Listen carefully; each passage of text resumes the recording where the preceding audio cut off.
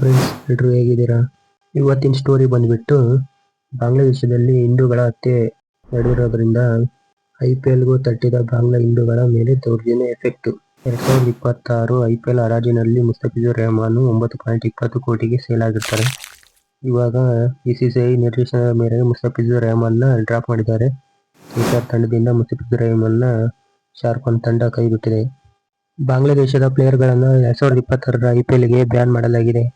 ಸದ್ಯಕ್ಕೆ permanent ban ಮಾಡಿದಾರ ಅಥವಾ ಟೆಂಪ್ರವರಿ ಬ್ಯಾನ್ ಮಾಡಿದಾರ ಒಂದು ಗೊತ್ತಿಲ್ಲ. ಒಟ್ನಲ್ಲಿ 1 ವರ್ಷಕ್ಕೆ ಬ್ಯಾನ್ ಮಾಡಲಾಗಿದೆ. ದ್ವೇಷಗಳ ಮಧ್ಯೆ ಆಗಿರುವಂತಹ ಕಾಂಟ್ರವರ್ಸಿ, ಪೊಲಿಟಿಕಲ್ ಡ್ರಾಮಾ ಅದು ಇದು ಅಂತ ನೋಡ್ತಿದ್ರೆ ಬಾಂಗ್ಲಾದೇಶ ಪ್ಲೇಯರ್ಸ್ ಯಾರು IPL ನಲ್ಲಿ ಆಡಕ್ ಚಾನ್ಸೇ ಇಲ್ಲ. ಮುಸ್ತಫಿಜುರ್ ರೆಹಮಾನ್ ಜಾಗದಲ್ಲಿ ಮತ್ತೊಬ್ಬ ಆಟಗಾರನ ರಿಪ್ಲೇಸ್ಮೆಂಟ್ ಮಾಡೋಕೆ ಚಾನ್ಸ್ ಇದೆ.